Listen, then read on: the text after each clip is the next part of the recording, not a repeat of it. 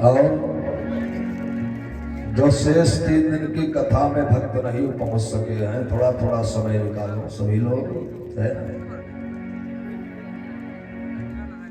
बाकी तो बाबा सोचत दियो दक्षिणा पकड़ो पाओ, अब वो देखी दूसर गाँव, है ना। इस कलिकाल में सबसे बड़ी समस्याएं यही है।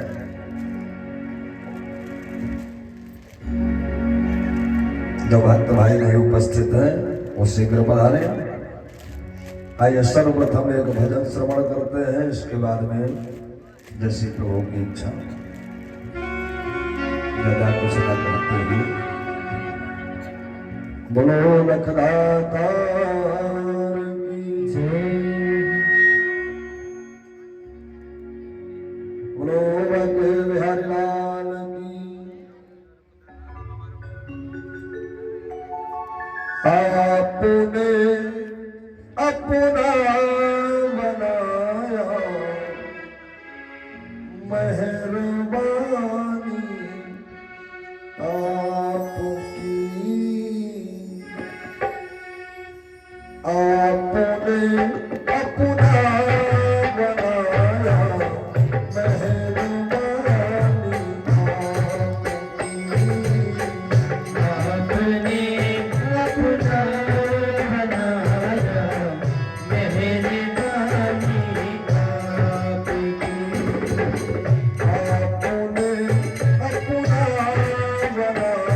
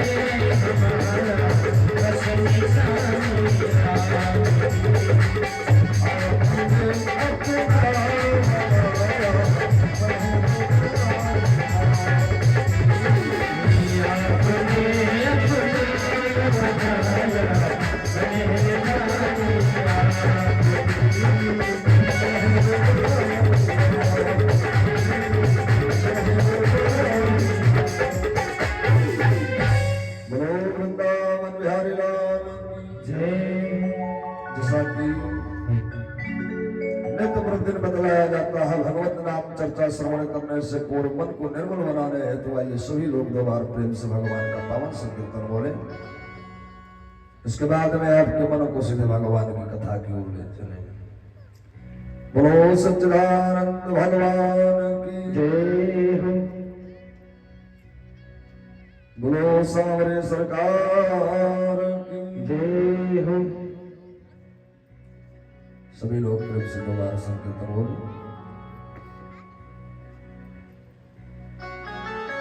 बोलो वाक्य बिहारी लाल की जय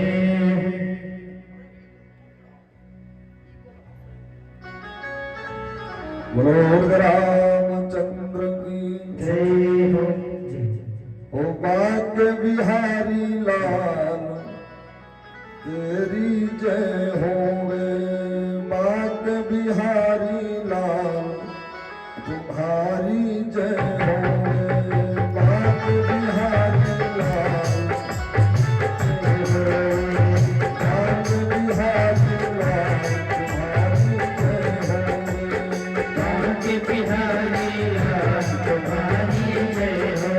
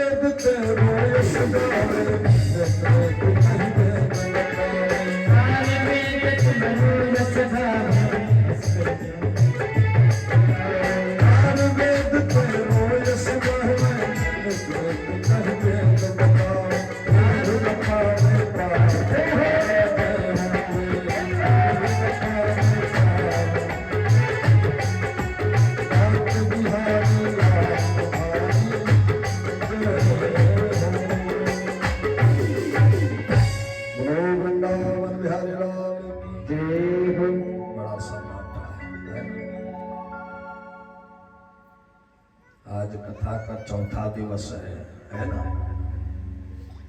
धन्य है प्रभु की माया। आइए कथा की ओर चले। हारो देवी देवता आर्यावो सो भगवान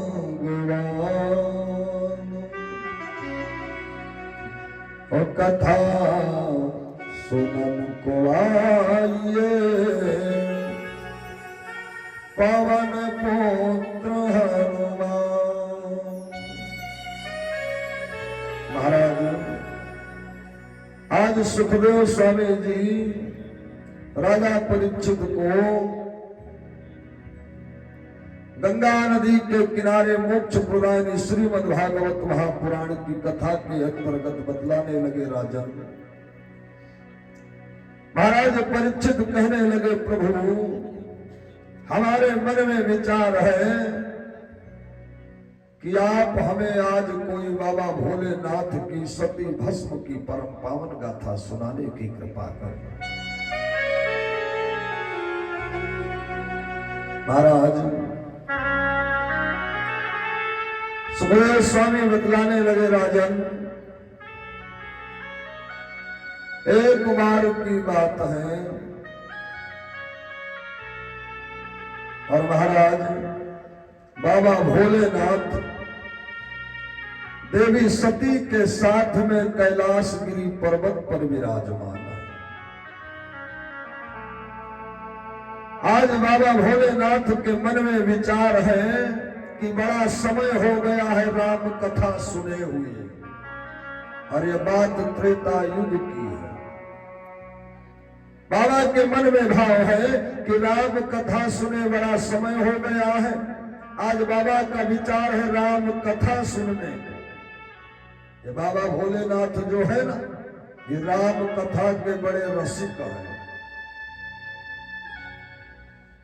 महाराज तो बाबा को ज्ञात हुआ कि राम कथा कुंभज ऋषि जी के यहां हो रही है।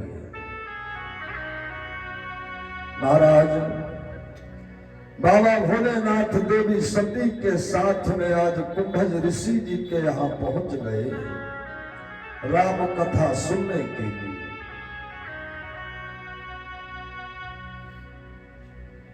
एक बार त्रेतायुग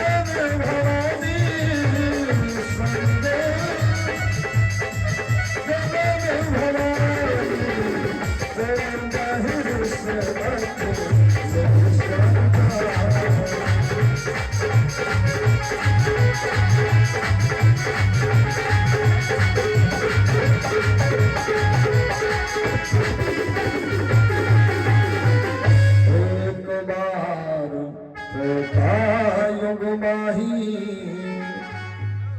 शंभ गयो कुंभज ऋषपाही असंग सती जग जनन भवानी पूजहि ऋषि अखिलेश्वर जानी। देवी सती के साथ में बाबा पहुंच गए कुंभज ऋषि जी के यहाँ राम कथा सुनने के लिए। ए भाई जब बाबा गए ना तो कुंभज ऋषि जी के यहाँ अनेकानेक संत महात्मा बैठे और जब संत महात्माओं ने बाबा भोलेनाथ को देखा, देवी सती को देखा तो वे सब अपने आसन से उठकर खड़े हो गए और सबने हाथ जोड़ करके पहले बाबा भोलेनाथ को प्रणाम किया, इसके बाद में माता सती को प्रणाम किया और बैठने के लिए सुंदर आसन दिया बाबा भोलेनाथ को। ए भाई आज बाबा देवी सती के साथ में कुंभज ऋषि जी के यहाँ राम कथा सुन रहे हैं। कहत सुनत रघुपत गुण गाथा, और कछ दिन तहा रहे गिरनाथा। आज राम कथा सुनते सुनाते 18,000 वर्ष बीत गए।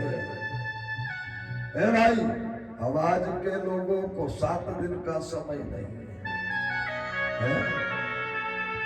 जबकि इस कलिकाल के लिए बताया गया है राम भजन बिन सुनो खगेसा, और मिटहि न जीवन के कलेसा। बिना राम भजन के दुख संकट हटने वाले नहीं जीवन के। महाराज बाबा आज 18,000 वर्ष हो गए। बाबा को बड़ा आनंद आ रहा है राम कथा में, लेकिन देवी सती का मन नहीं लग रहा। और जब कथा में मन ना लगे, भजन में मन ना लगे, तो समझ जाना चाहिए कि जरूर हमारे जीवन में कोई विशेष घटना घटित होने वाली है। आज देवी का मन नहीं लग रहा है। देवी बार बार बाबा से कहती, बाबा चलो, बाबा बहुत हो गई कथा, बाबा अब चलो। ए भाई, ना देवी का मन लग रहा है और ना देवी सती बाबा भोलेनाथ को राम कथा सुनने दे रही।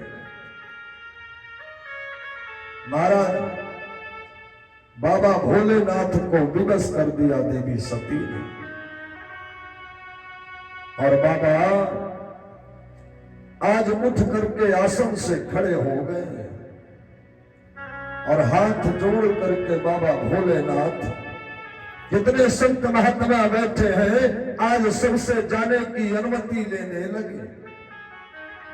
और जब बाबा जाने की अनुमति लेने लगे ना, मुन संग विदा मांग त्रिपुरारी,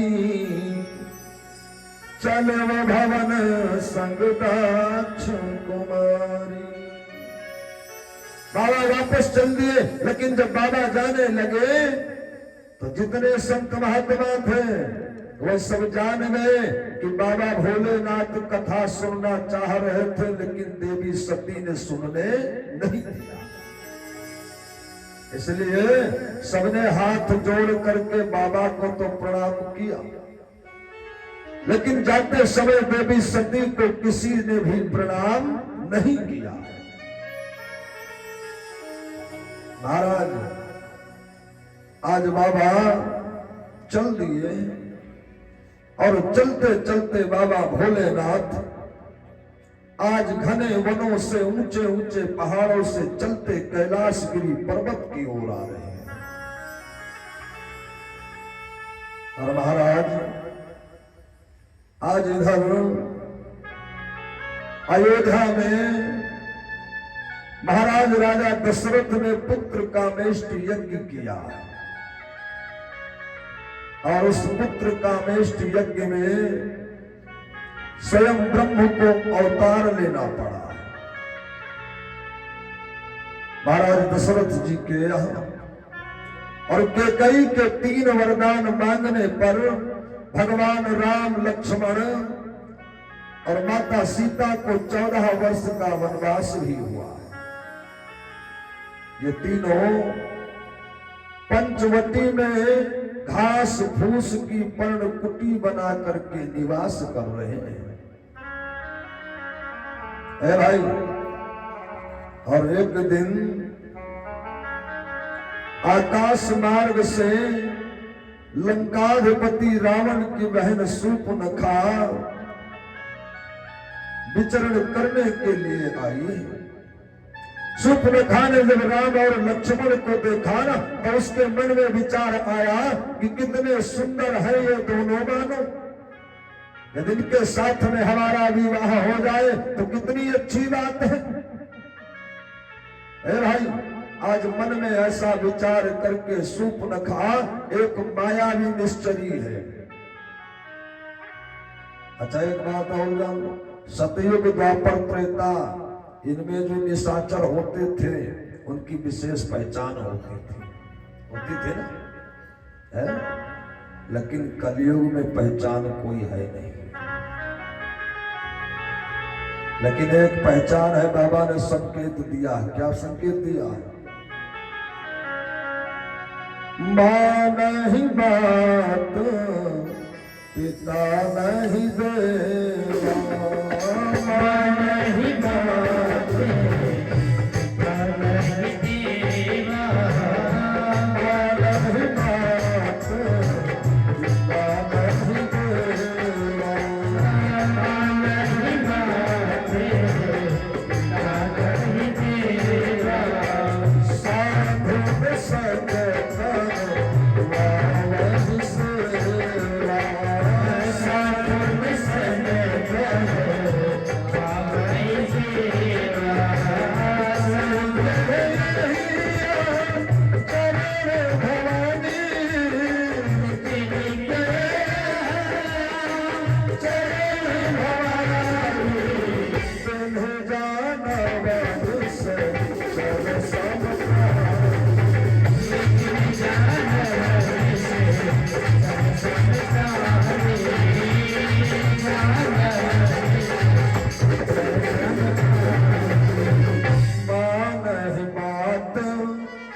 पिता नहीं देवा और साधु में संग करवा वही सेवा।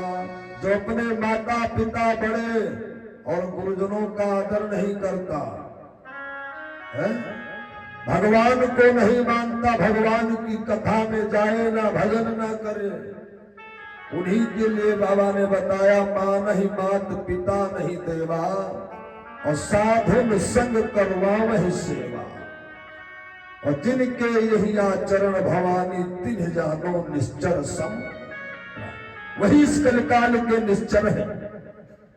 महाराज आज सूर्पनखा जो है ये मायावी निश्चरी है, और मायावी निश्चर जो होते हैं ना वो सर्व सामर्थ्यवान होते हैं, वो किसी का भी स्वरूप भी धारण कर सकते हैं।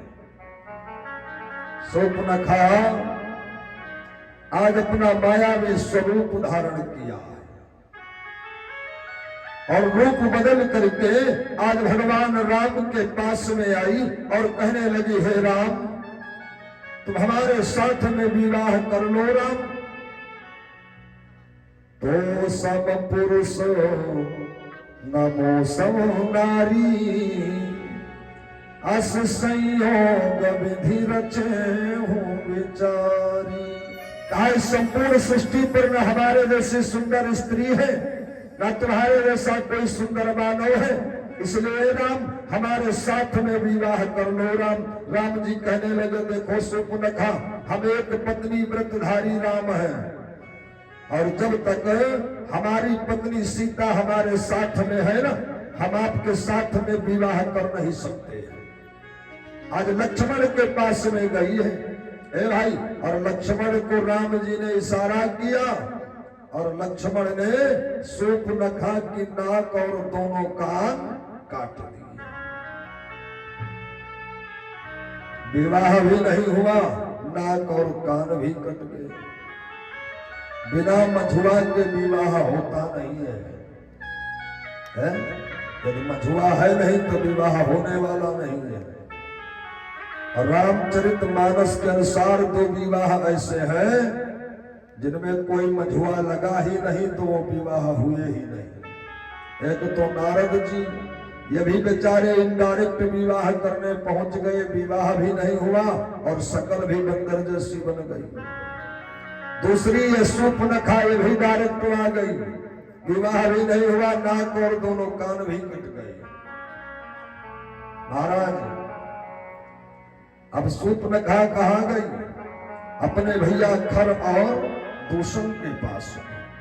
सारा हाल बताया है। खर और दूषण अपनी सेना लेकर के आए हैं, भगवान राम ने सेना सहित मारकर समाप्त कर दिया। अब ये कहाँ गई? अब ये गई लंकाधिपति अपने भैया रावण के पास। ए भाई, आवाज दिया है अपने भैया को। आज रावण पूछने लगा, बहना क्या बात है, तुम्हारी ये दशा कैसे हुई बहना? आज सूपनखा झूठ बोलती है। क्या कहने लगी? भैया दो लड़के राम लखन,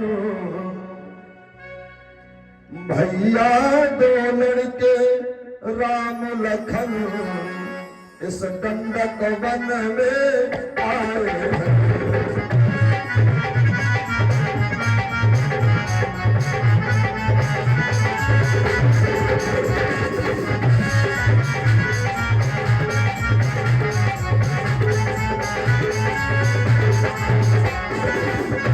भैया दो लड़के राम लखन इस दंडक वन में आए हैं।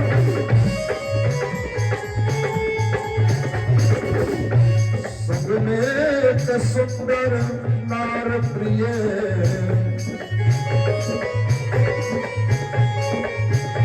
संग में एक सुंदर नार प्रिय वो अपने साथ में लाए हैं।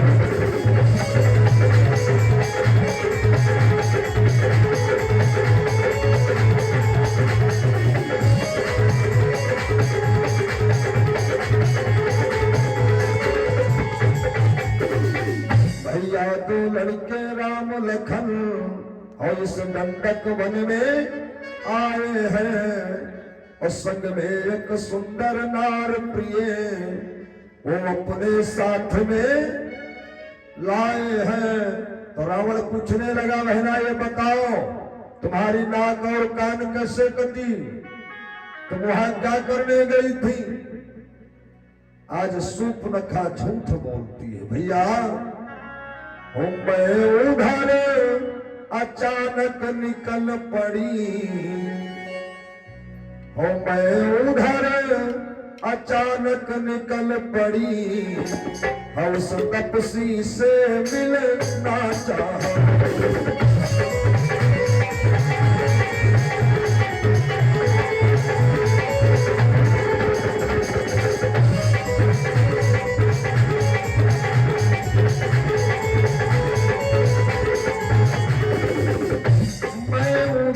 अचानक निकल पड़ी भैया, और उस तपसी से मिलना चाहा। इतने में छोटे तपसी ने,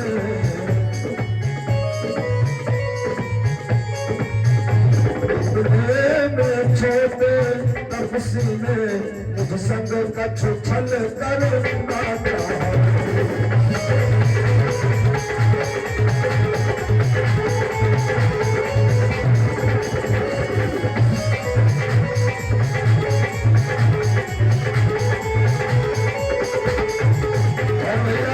जब मैंने उसका विरोध किया तो वो हमें गाली देने लगा। जब उसने हमें गाली दिया तो भैया हमने भी उसे गाली दे दी।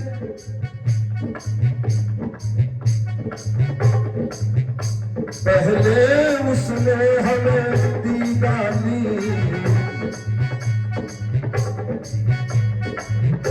पहले उसने हमें दी गाली, फिर मैंने भी उसे दी गाली।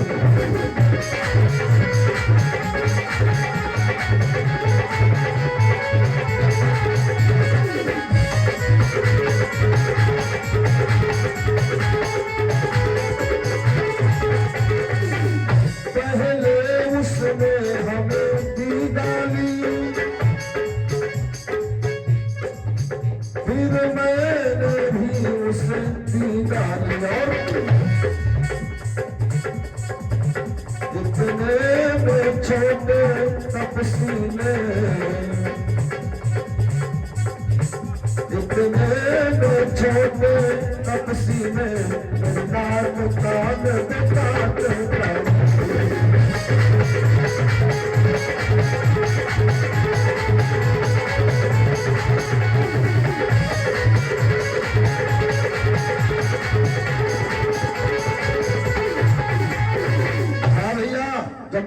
उसका विरोध किया तो उसने हमारी नाक और दोनों कान काट दिए। भैया हमारी नाक कट गई, हमें कोई दुख नहीं है, लेकिन जरा सोचो कि जब लोगों को ये पता चलेगा कि लंकाधिपति रावण की इकलौती बहन जिसकी नाक और कान तो साधारण तपस्वियों ने काट लिया, तो बिरादरी में कितना अपमान होगा भैया। हमें अपनी नाक की कोई चिंता नहीं है। अब मेरी नाक कटी तो कटी, अब अपनी नाक बचाओ।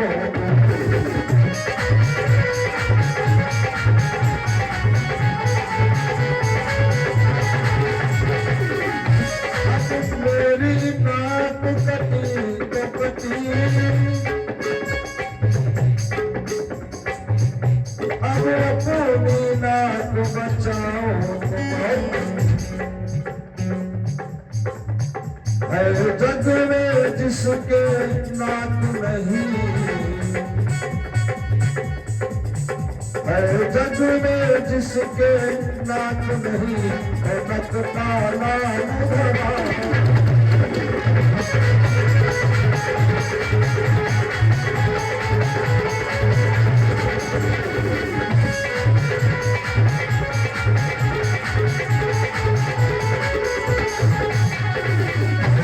आज रावण के विचार बदल गए, और जो निश्चर होता है ना उसके विचार बदलने में कभी समय लगता नहीं है। आज रावण पहुंच गया मारीच के पास में, और ये मारीच जो है ये भी एक मायावी निश्चर है। मारीच मामा मारीच के पास में गया है रावण, सारा हाल बताया है।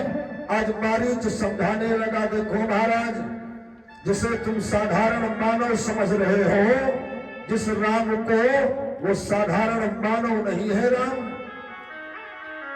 ब्रह्म परमार्थ रूपा, कौशलपुरी अवध नरभूपा। राम स्वयं ब्रह्म है, और ब्रह्म से बैर करना अच्छी बात नहीं है महाराज। हे भाई, आज रावण ने विवश कर दिया है मारीच। मारीच ने मन में विचार किया, किस नीच पापी के हाथों से मरने से अच्छा है कि मैं स्वयं क्यों ना ब्रह्म के हाथों मारा जाऊं। आज मारीच सोने का मृग बन गया है, और महाराज आज सोने का मृग बन करके मारीच वहीं आ गया है रावण के साथ में, जहां पर पंचवटी में घास फूस की पर्णकुटी बना करके भगवान राम, लक्ष्मण और माता सीता निवास कर रहे हैं। कुटिया के चारों ओर विचरण करने लगा है। देवी सीता की जब दृष्टि पड़ी ना, देवी सीता ने जब देखा ना, तब आज राम जी से वो मृग लाने के लिए निवेदन करने लगे। राम जी ने समझाया बहुत, हे भाई, लेकिन देवी सीता ने आज विवश कर दिया राम जी को। आज राम जी ने लिया धनुष बाण और उस मृग के पीछे दौड़ पड़ी। आज वो मृग रूपी मारीच राम जी को घने वन में लेकर गया है, और जैसे ही भगवान ने बाण छोड़ा ना, आज बाण लगते ही वो मारीच अपने स्वरूप में आ गया, और भगवान राम की आवाज में आज भैया लक्ष्मण को सहायता के लिए पुकारने लगा। देवी सीता ने जब आवाज सुनी ना, तो लक्ष्मण से कहने लगी, भैया लक्ष्मण, हमें लगता है तुम्हारे बड़े भैया जरूर किसी संकट में है, तुम्हें उसकी सहायता में जाना चाहिए। महाराज लक्ष्मण कहने लगे, भैया कैसी बात कर रही हो, हमारे राम प्रभु पर कभी कोई संकट आने वाला नहीं है। लेकिन आज देवी सीता ने लक्ष्मण को कटुक वचन कह दिए, इसलिए लक्ष्मण को जाना पड़ा। जब जाते लगे ना, तो अग्नि बाण से कुटिया के चारों ओर रेखा बना दिए हैं, और महाराज आज समझा करके लक्ष्मण जी पहुंच गए राम जी के पास। राम जी ने जैसे लक्ष्मण को देखा ना तो राम जी जान गए जरूर कोई घटना घटित हो चुकी है। और उसी समय रावण आज भिक्षुक का भेष बना करके आया है। भिक्षाम देहि, देवी सीता एक टोकरी में कंदमूल के फल लेकर के भिक्षा के लिए जब आई तो आज रावण कहने लगा कि हम संत हैं, भिक्षुक हैं, हम ये बंधी हुई भिक्षा लेते नहीं देंगे। यदि भिक्षा देना है देवी तो रेखा से बाहर आ करके हमें भिक्षा दो। देवी सीता ने जैसे रेखा पार किया ना आज रावण अपने स्वरूप में आ गया है। और देवी सीता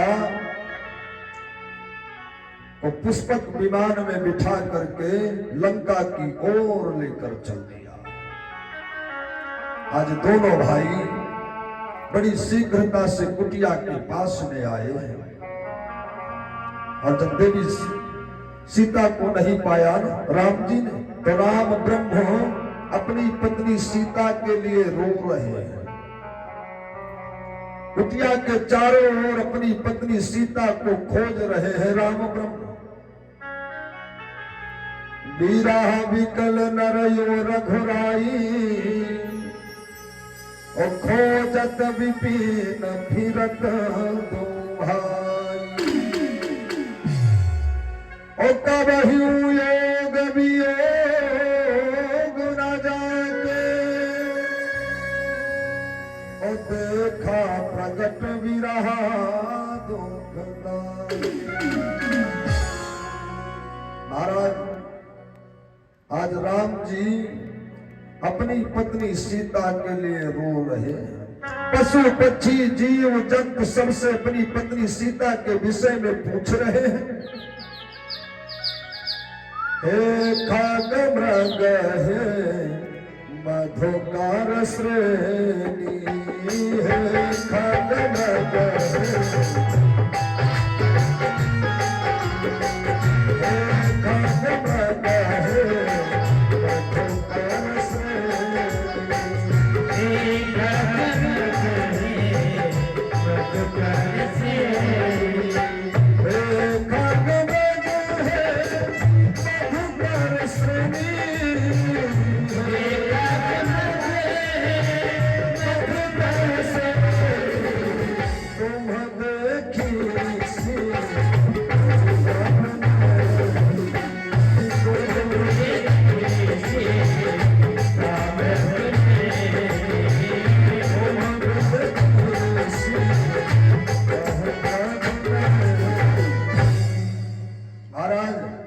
राम जी अपनी पत्नी सीता को खोज रहे हैं, रो रहे हैं। और उधर बाबा भोलेनाथ कुंभज ऋषि जी के यहाँ से देवी सती के साथ में राम कथा सुनकर लौट रहे हैं। और उसी मार्ग से लौट रहे हैं बाबा जिस मार्ग में राम जी अपनी पत्नी सीता को खोज रहे हैं। महाराज रास्ते में भेंट हो गई बाबा की राम जी से। तो राम जी ने हाथ जोड़ करके बाबा भोलेनाथ ने हाथ जोड़ करके राम जी को प्रणाम किया। अब जब प्रणाम किया तो साथ में देवी सती भी है। तो सती ने सोचा थोड़ा मार्ग जब आगे बढ़े बाबा तो देवी सती बड़ी नाराज हो गई बाबा से। बाबा से कहने लगी महाराज आपको कुछ हमारे मान सम्मान की चिंता है या नहीं है। बाबा बोले क्यों देवी? बोले और कहा महाराज अन्य देवताओं की जो देवियां हैं वो हमारा बड़ा उपहास करती हैं। बोले क्यों देवी? बोले वो उपहास इसलिए करती है कि आप तीनों लोकों के स्वामी हैं, त्रिलोकी हैं, सारे सुर नर मुनि यक्ष गंधर्व सब आपको प्रणाम करते हैं। लेकिन महाराज हमने अभी देखा कि आपने एक साधारण मानव को प्रणाम कर दिया। शंकर जगत बंधु जगदीशा असुर नर मुनि सब नावहि सीसा। सब आपको प्रणाम करते हैं। आपने एक साधारण मानव को प्रणाम कर दिया। बाबा कहने लगे देवी, जिसे तुम साधारण मानव समझ रही हो वो साधारण मानव नहीं है देवी, वो राम ब्रह्म है। देवी ने कहा हम नहीं मानते राम ब्रह्म है। यदि राम ब्रह्म होते तो अपनी पत्नी सीता के लिए वन में रोते नहीं फिरते। हे भाई, देवी ने पहला अपराध किया कुंभज ऋषि जी के यहाँ, जहां ना राम कथा सुना और ना बाबा को सुनने दिया। दूसरा अपराध देवी आज यहां राम को ब्रह्म न मान करके कर रही है। हे भाई, थोड़ा मार्ग और जब बाबा बढ़े ना तो देवी सती एक वट वृक्ष के नीचे बाबा भोलेनाथ बैठ गए और महाराज देवी सती से कहने लगे, देवी यदि तुम्हारे मन में संशय है तो तुम जाओ राम ब्रह्म की परीक्षा ले लो देवी। तब तक मैं देवी इसी वट वृक्ष की छाया में समाधि में बैठा हूं देवी। जो तुम्हारे मन वश संदेह तो बिन जाए परीक्षा ले हूं। और तब लग बैठ रहा वो वट छाई, और जब लग तुम वही हो मोहे पाही। कहा तब तक मैं इसी वट वृक्ष की छाया में बैठा हूं। बाबा ने समाधि लगा दिया, ध्यान समाधि। हे भाई, चल सती शिव आयो सपाई, चल सती शिव,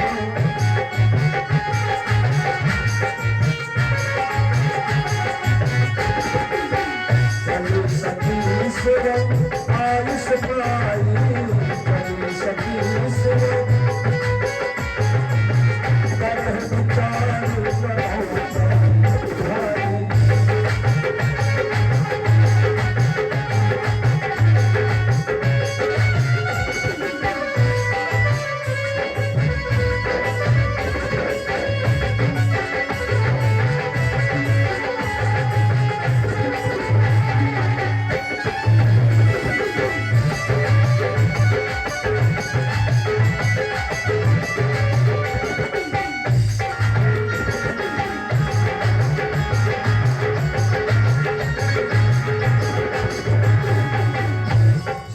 सती सुआयुष पाई, और करहि विचार करो का भाई। देवी सती चल तो दिया, बाबा से आशीर्वाद लेकर, आज्ञा अनुमति लेकर के प्रणाम करके राम ब्रह्म की परीक्षा लेने के लिए। लेकिन जब थोड़ा मार्ग चली ना तो मन में विचार करने लगी कि राम ब्रह्म की परीक्षा लिया जाए तो कैसे लिया जाए। पुन पुन हृदय विचारी कर धर सीत ही कार्य रूप। पुन पुन हृदय विचारी कर धर सीत ही कार्य रूप। और आगे हुई चल पंथ कही जही आवत नर भूप। देवी सती ने क्या किया कि ये पत्नी तो है बाबा भोलेनाथ की, लेकिन इन्होंने राम ब्रह्म की परीक्षा लेने के लिए माता सीता का रूप धारण कर लिया, राम जी की पत्नी का रूप धारण कर लिया। ए भाई, और पहुंच गई उसी मार्ग में जिस मार्ग में राम लक्ष्मण सीता को खोज रहे हैं। आज लक्ष्मण की जब नजर पड़ी ना, लक्ष्मण की जब दृष्टि पड़ी तो लक्ष्मण जी ने राम जी को आवाज दिया, और राम जी जैसे गए ना तो राम जी ने जैसे देखा तो राम जी जान गए कि ये माता सती है, ये हमारी परीक्षा लेने के लिए आई है। राम जी ने हाथ जोड़ा, प्रणाम किया और बोले मैया आप अकेले इस वन में विचरण कर रही हो, हमारे पिता वृषभानु केतु कहाँ है? अब जैसे इतना पूछा ना तो देवी सती को शर्म आ गई, शर्मा गई देवी। वो जान गई कि राम साधारण मानव नहीं है। महाराज आज देवी सती इतना घबरा गई कि जल्दी जल्दी शीघ्रता से वापस आने लगी बाबा की ओर। और जब वापस आने लगी ना तो मन में विचार किया देवी ने, बाबू राम जी ने, कि देवी आई थी हमारी परीक्षा लेने, तो इनको कुछ परीक्षा देना भी आवश्यक है। भाई अब जब मार्ग में देवी चली, राम वचन व्रत गूढ़ सुनो, उपजाति संकोच, और सती सभी महेश पही, चली हृदय बड़ सोच, मैं शंकर कहो कहो न माना, मैं शंकर को कहो न माना, मैं शंकर को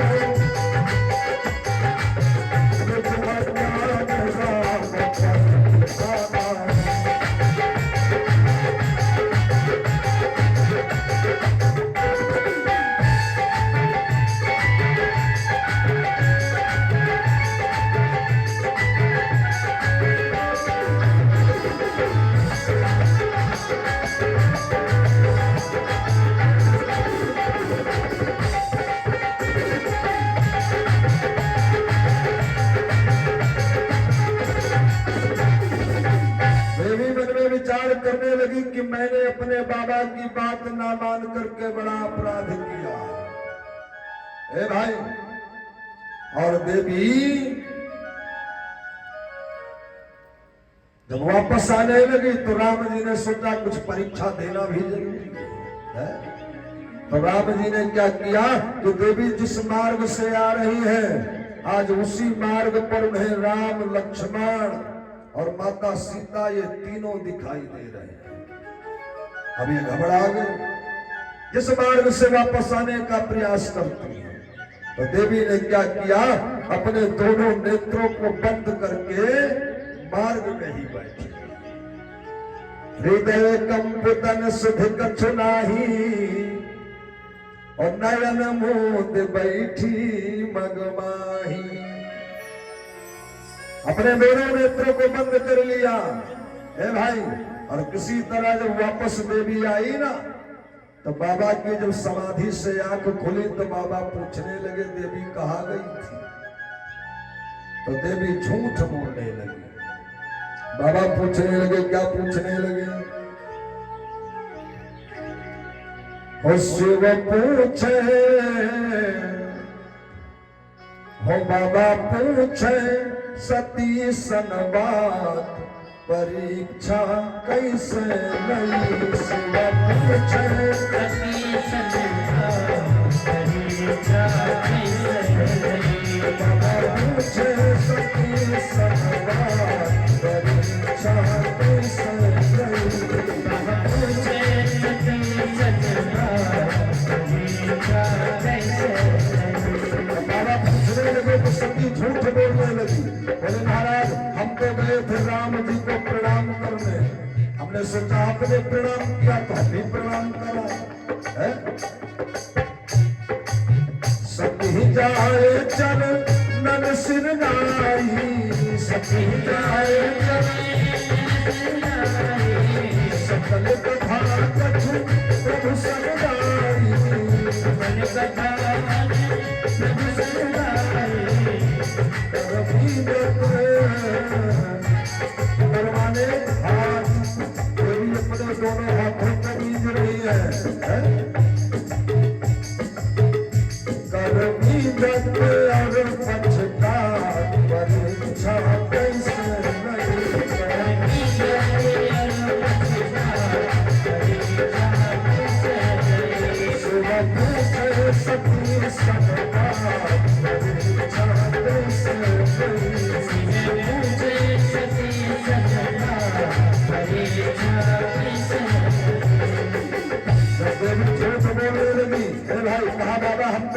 परीक्षा लेने गए ही नहीं थे।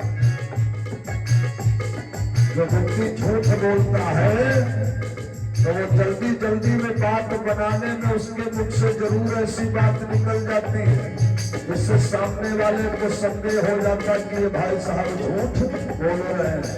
आज देवी के मुख से भी ऐसी बात निकल गई। क्या बात निकली? कछुन परीक्षा लीन गुसाई, कछुन परीक्षा लीन गुसाई। आज देवी ने अपने पति बाबा भोलेनाथ को गुसाई कह दिया। हे भाई, कछुन परीक्षा लीन गुसाई, कछुन परीक्षा लीन गुसाई। प्रणाम तुम्हारी नाई, तेरे प्रणाम तुम्हारी नाई। बाबा सत्य प्रभु सत्य कही हम परीक्षा कैसे प्रभु सत्य कही हम परीक्षा कैसे। शिव पूछे सती समझा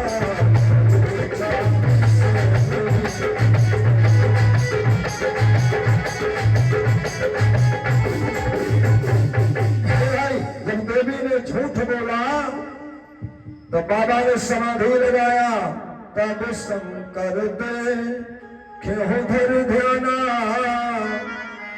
और सती जोकीन चरित्र सब जाना। बाबा जान गए। हे भाई, अब जब बाबा जान गए, आज देवी ने यहाँ पर चौथा अपराध किया है। क्यों? ये पत्नी तो है बाबा भोलेनाथ की, लेकिन इन्होंने राम की परीक्षा लेने के लिए सीता का रूप धारण किया है। तो बाबा भोलेनाथ जो है ये राम जी को अपना पिता मानते हैं और माता सीता को अपनी मां मानते हैं। तो ये पत्नी तो है बाबा की, लेकिन इन्होंने आज बाबा की माता का रूप धारण कर दिया। महाराज, आज बाबा नाराज हो गए हैं। सती कीन सीता कर भेसा, शिवर भयो विषाद विशेषा। आज बाबा ने सती को उसी दिन से मन और तन से पत्नी का दर्जा समाप्त कर दिया। शिव संकल्प कीन मन माही, और यही तन सती भेंट मोहि नाही। आज पत्नी का दर्जा समाप्त कर दिया। और महाराज बाबा वापस आ गए कैलाशगिरी पर्वत पर देवी सती के साथ। महाराज आज देवी सती के साथ में जब बाबा पर्वत पर विराजमान है, बाबा समाधि में लीन है, और इधर बाबा भोलेनाथ के ससुर का नाम है दक्ष। दक्ष जो है वो प्रजापति बनाए जा रहे हैं। उन्होंने सारे देवताओं को निमंत्रण दिया है और बाबा भोलेनाथ को भी निमंत्रण दिया है, लेकिन ये नशेबाज बाबा ये भूल गए, भांग थोड़ा ज्यादा खाए थे। और नशेबाज वैसो कब का भूल जाए, कोई भरोसा है नहीं है। वैसे यहाँ तो कोई नशा करता नहीं है, यहाँ बड़े अच्छे लोग हैं। बोलो लखदातार की जय। महाराज भांग कुछ ज्यादा खाया बाबा ने और बाबा गए भूल। जब याद आया कि हमारे ससुर प्रजापति बनाए जा रहे हैं, चलना चाहिए, तो ये बेचारे किसी तरह उठे और नंदीश्वर पर उल्टा बैठ गए, पूंछ की ओर मुख करके, और नंदीश्वर लेकर के इनको चल दिए। ये रास्ते में कई बार नंदीश्वर से नीचे भी गिरे, और जब ये पहुंचे ना महाराज, तो बाबा ने क्या देखा कि दक्ष जो है वो प्रजापति बनाए जा चुके हैं। आज दक्ष ने जैसे बाबा को देखा ना, तो ये औघड़ भी है बाबा, आशुतोष तुम औढ़न दानी। ये चिता की भस्म भी रमाते हैं। बाबा ने चिता की भस्म रमा रखा है। कानों में बिच्छू की जगह कुंडल की जगह बिच्छू है, गले में नाग है, एक हाथ में त्रिशूल है, डमरू है, दूसरे हाथ में कमंडल है। और ये बेचारे पहुंच गए। जब पहुंच गए ना तो महाराज जैसे दक्ष ने देखा बाबा को, बड़ अधिकार दक्ष जब पावा, अति अभिमान हृदय तब आवा। आज दक्ष प्रजापति बन गया है ना, मन में अहंकार आ गया है। और महाराज आज बाबा को जैसे देखा तो दक्ष अभिमानवश बाबा को बैठने के लिए आसन भी नहीं दिया। बाबा बेचारे चुपचाप खड़े हैं, नशा थोड़ा टाइट है। अब दक्ष जो है वो बाबा का अपमान करने लगा। सारी प्रजा में कि न जाने हमारी पुत्री सती ने किसके साथ में विवाह कर लिया, जिसे न भोजन की चाह है, न वस्त्रों की चाह है, न रहने के लिए घर मकान की चाह है, न वाहन की चाह है। जहां पाया जैसे पाया चल दिया। महाराज बड़ा अपमान किया है दक्ष ने। ये बेचारे चुपचाप सुन रहे हैं। नशेबाज का वैसो जो नशा ज्यादा है तो चाहे जो कहो है वो सब सुनता है। बाबा बेचारे सब सुनते रहे। आज दक्ष ने बड़ा अपमान किया। और महाराज आज दक्ष ने जब अपमान किया तो बाबा ने आज एक शब्द भी नहीं कुछ कहा है। और वहां से बाबा वापस आए कैलाश पर्वत पर। देवी सती को भी कुछ बतलाया नहीं है। बाबा ने क्यों नहीं बतलाया? बाबा ने इसलिए नहीं बताया कि देवी सती से यदि बताएंगे तो सती को दुख होगा।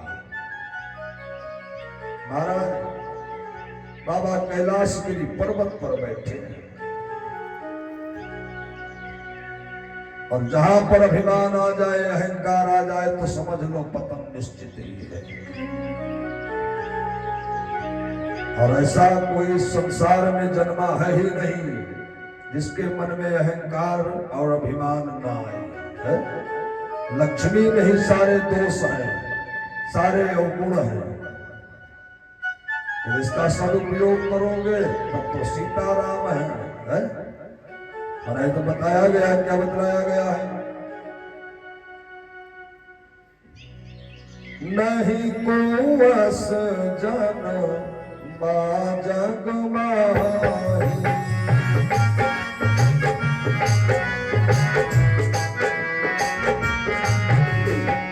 नहीं को अस जन जग माही।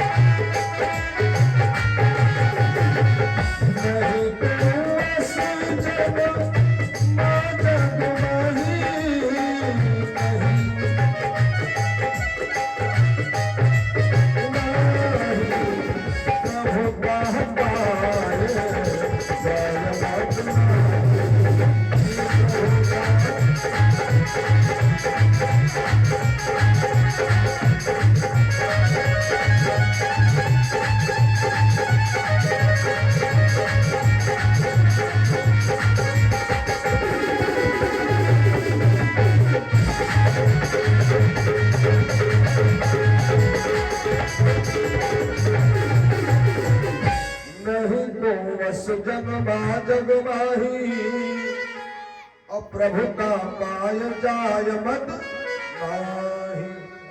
महाराज बाबा विराजमान है कैलाश पर्वत पर। समय बीतता जा रहा है और बाबा समाधि में लीन है। आज देवी सती भी बैठी है बाबा के पास में। और देवी सती ने क्या देखा कि आकाश मार्ग से सारे देवता अपनी अपनी पत्नियों के सहित जा रहे हैं मंगलगान करते हुए। देवी ने सोचा मन में, ये सारे देवता कहाँ जा रहे हैं? बाबा से पूछ पड़ी देवी, बाबा ये सारे देवता अपनी अपनी पत्नियों के सहित कहा जा रहे हैं महाराज। बाबा कि जब समाधि से आंख खुली ना तो बाबा कहने लगे देवी ये सारे देवता जो हैं ये तुम्हारे पिता दक्ष के यहाँ जा रहे हैं। तुम्हारे पिता दक्ष जो है ना उन्होंने यज्ञादि अनुष्ठान रचाया है और उसमें सारे देवताओं को निमंत्रण दिया है, लेकिन हमारा निमंत्रण नहीं दिया है भाई। और दक्ष ने निमंत्रण दिया क्यों नहीं? दक्ष ने निमंत्रण इसलिए बाबा को नहीं दिया क्योंकि बाबा को ना वस्त्र की चाह है ना वाहन की चाह है। तो दक्ष ने सोचा ये हमारा दामाद पागल है, ये इसी तरह यदि आ गया तो दूर दूर से राजा महाराजा आएंगे, अनेकानेक देवता आएंगे और वह ये कहेंगे कि दक्ष ने काजनी के से दामाद के साथ में विवाह कर दिया, तो हमारा अपमान होगा, इसलिए इसको बुलाना ही ठीक नहीं। महाराज इसीलिए दक्ष ने निमंत्रण नहीं दिया बाबा। सकल सुरन को निवात पठायो और पागल जान मोहि बिसरायो। बाबा को इसीलिए निमंत्रण नहीं दिया। बाबा से देवी जब पूछने लगी ना तो बाबा सारा हाल बताए। देवी कहने लगी महाराज यदि आपकी अनुमति हो तो हम भी चले जाएं पिता के घर। पिता भवन उत सौ परम जो प्रभुआय सोय तो जाऊं कृपा निधि सादर देखन सोय। महाराज हमारे पिता के घर में यज्ञादि अनुष्ठान है, यदि आपकी अनुमति हो तो हम भी चले जाएं। बाबा समझाने लगे देवी निमंत्रण है नहीं और बिना निमंत्रण के जाना ठीक है। देवी कहने लगी देखो महाराज आप जाओ या ना जाओ, लेकिन वो हमारे पिता है और हम उनकी संतान हैं और एक संतान को अपने पिता के घर जाने के लिए किसी अनुमति किसी निमंत्रण की कोई आवश्यकता नहीं है भाई। बाबा ने बड़ा रोकने का प्रयास किया लेकिन देवी मानी नहीं है। आज देवी सती जब चल दी ना भाई तो बाबा ने क्या किया कि देवी सती के पीछे पीछे नंदीश्वर को भी भेज दिया।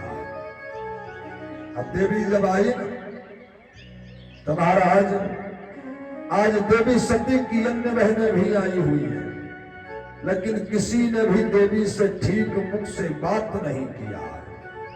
सब बड़ा उपहास कर रही है देवी का। और महाराज वेद शास्त्र भी कहता है कि बिना पति के अनुमति के पत्नी को अपने घर भी जाना नहीं चाहिए। जब विवाह संस्कार होता है तो उसमें सप्तपदी सुनाई जाती है। सुनाया जाता है भाई, हम तो विवाह कराने जाते हैं तो सुनाते हैं। तो सप्तपदी में 7 वचन बताए जाते हैं, उसमें से एक वचन ये भी बताया जाता है कि बिना पति के अनुमति के पत्नी को अपने मैके भी जाना नहीं चाहिए। लेकिन देवी सती ने आज कोई बात माना नहीं बाबा की। भाई आज देवी का मन नहीं लग रहा है और देवी आज वहीं पहुंच गई जहां पर यज्ञ का अनुष्ठान चल रहा है। यज्ञशाला में प्रवेश किया देवी।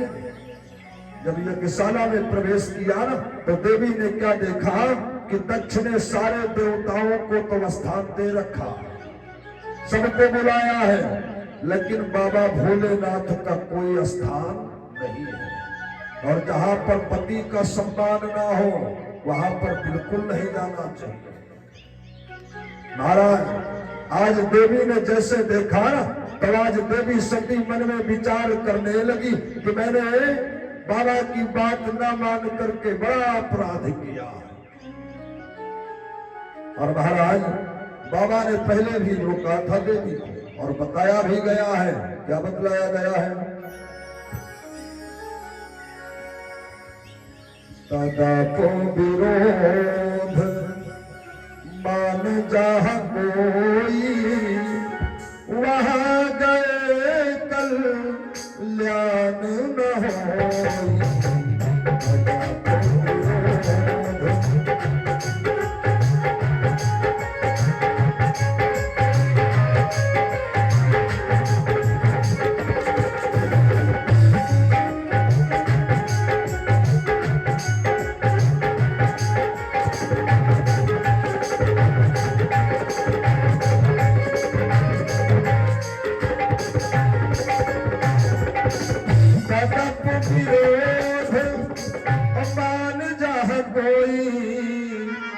वहाँ गए कल्याण न होई।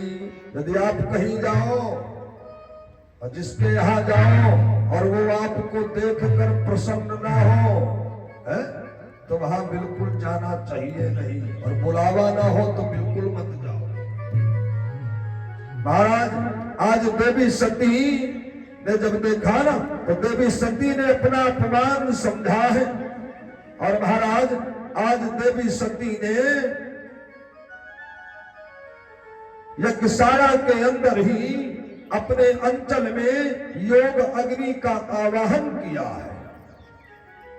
और महाराज तज हो तुरत देह यह हेतु और धर चंद्र के तो व्रस के तू अवश्य कही योगी अगिन तनुजारा अभयव सकल मखहाकारा। महाराज योग अग्नि का आवाहन किया, योग अग्नि आ गई देवी सती के अंचल में, और सती का सर्वांग शरीर जलने लगा है। और नंदीश्वर ने जब देखा, जैसे नंदीश्वर ने देखा तो नंदीश्वर भाग पड़े कैलाश पर्वत की ओर। सारे यज्ञशाला में हाहाकार मच गया, और नंदीश्वर बाबा के पास पहुंच करके सारा हाल बताया। आज जैसे बाबा को बताया तो बाबा भोलेनाथ सती मरण सुन संभोगन और करने लगे मख खीस। और जग विधवा सभी लोक भगो रक्षा की मुनीस। बाबा नाराज हो गए, क्रोधित हो गए हैं, और क्रोध में आकर के बाबा ने अपनी जटा का एक बाल तोड़ करके पृथ्वी पर पटक दिया। महाराज वीरभद्र जी उत्पन्न हो गए। बोले क्या अनुमति है? बोले हे वीरभद्र तुम शीघ्र जाओ और दक्ष के यहाँ जो यज्ञ अनुष्ठान चल रहा है ना, उसे विध्वंस कर दो। समाचार शंकर जब पाए वीरभद्र करी को पठाए। ए भाई वीरभद्र आए और सारे यज्ञ को विध्वंस कर दिया। सारे देवता भाग पड़े हैं बेचारे। महाराज और बाबा भोलेनाथ भी आए हैं। बाबा ने त्रिशूल से दक्ष का सर काट दिया, और सर काटने के बाद में देवी सती का जलता हुआ शरीर अपनी गोदी में लेकर के रोते हुए बाबा कैलाशगिरी पर्वत की ओर चल पड़े। महाराज बाबा भोलेनाथ विलाप कर रहे हैं, रो रहे हैं। सारे देवताओं ने सोचा कि बाबा इसी तरह शरीर जलता हुआ लेकर के रोते रहे ना, तो संपूर्ण सृष्टि ये प्रलय हो जाएगी। भगवान विष्णु के पास में गए, निवेदन किया है। भगवान विष्णु ने सुदर्शन चक्र को आदेश दिया, और सुदर्शन चक्र ने देवी सती के जलते हुए शरीर के अनेकानेक टुकड़े कर दिए। और जहां जहां वो टुकड़े गिरे आज वही शक्ति पीठ के नाम से जाने गए हैं।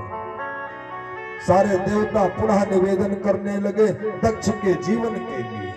बाबा ने दक्ष को जीवन दान देने के लिए दक्ष के धड़ से बकरे का सिर जोड़ करके पुनः जीवन दान दिया।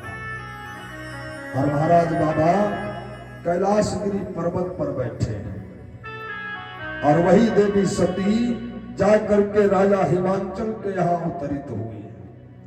तेहि कारण हिम गिर ग्रह जाई और जननी पार्वती तन पाई।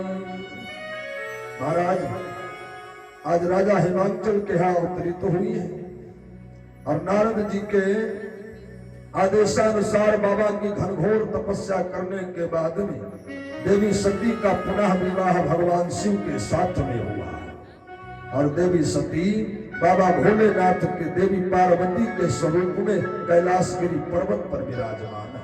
बोलो शंकर भगवान की जय, बोलो लखनऊतार की जय। आज सभी लोग तुम्हारे प्रेम से भगवान का पावन संकीर्तन बोले। बोलो सच्चिदानंद भगवान की। हो मेरी लगी श्याम संग प्रीत दुनिया क्या जाने, मेरी लगी श्याम संग प्रीत दुनिया क्या जाने, मेरी लगी श्याम संग प्रीत दुनिया क्या जाने, मेरी लगी श्याम संग प्रीत दुनिया क्या जाने, मेरी लगी श्याम संग प्रीत दुनिया क्या जाने। क्या जाने कोई क्या जाने, क्या जाने कोई क्या जाने, क्या जाने कोई क्या जाने, क्या जाने कोई क्या जाने। मिल गया मुझे मिल गया मुझे मिल गया मन का दुनिया क्या जाने, मुझे मिल गया मन का दिल, दुनिया क्या जाने। श्याम संग प्रीत दुनिया क्या जाने।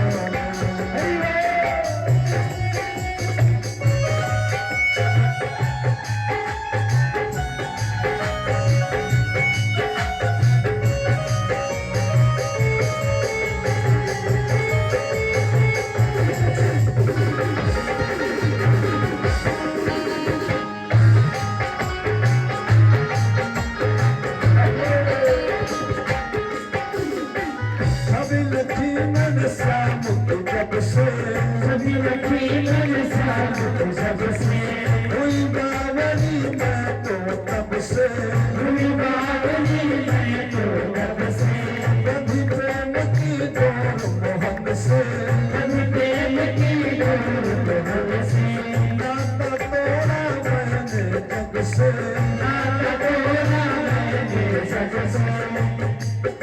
ये पैसी पागल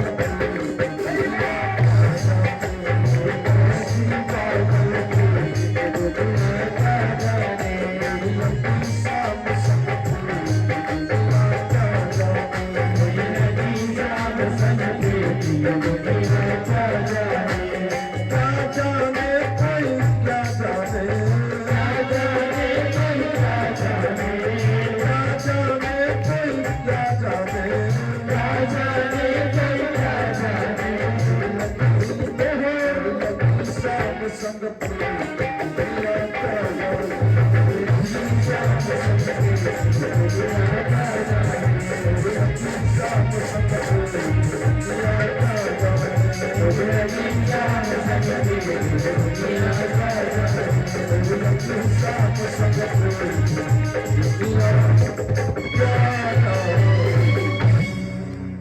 बोलो वृंदावन बिहारी लाल की जय। जरा जोर से बोलो सभी लोग, बोलो लखनऊतार की। ये गाना बहुत पहले चला रहा है, धीरे धीरे बोल कोई। अब इतना तो जोर से बोलबे करो कि बगल वाला ना सुनने पाओ है। बोलो मैया विंध्यवासिनी की।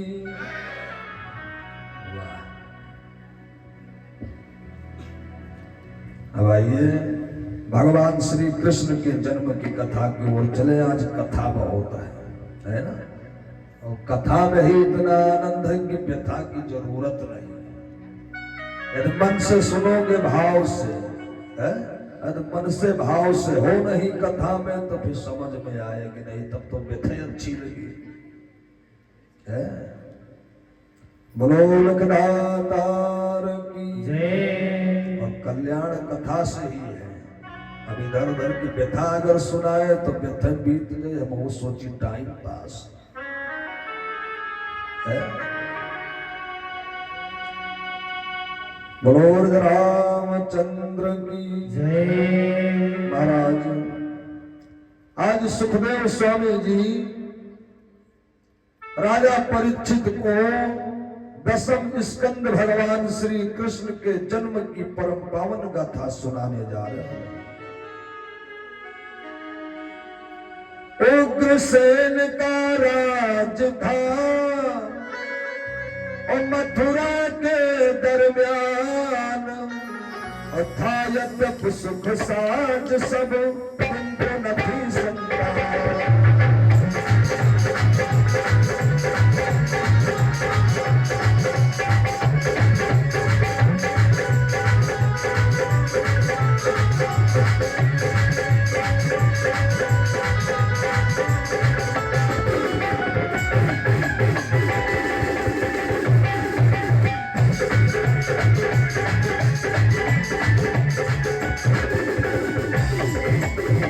मथुरा में महाराज राजा उग्रसेन राज्य कर रहे हैं और महाराज की जो महारानी है उनका नाम पवन रेखा है। जैसा नाम है वैसे ही गुण भी महारानी के अंदर विराजमान है। महाराज अपनी प्रजा का बड़ा ध्यान रखते हैं, बड़े न्याय प्रिय राजा है। हे भाई महाराज और प्रजा को किसी प्रकार का कोई दुख नहीं है।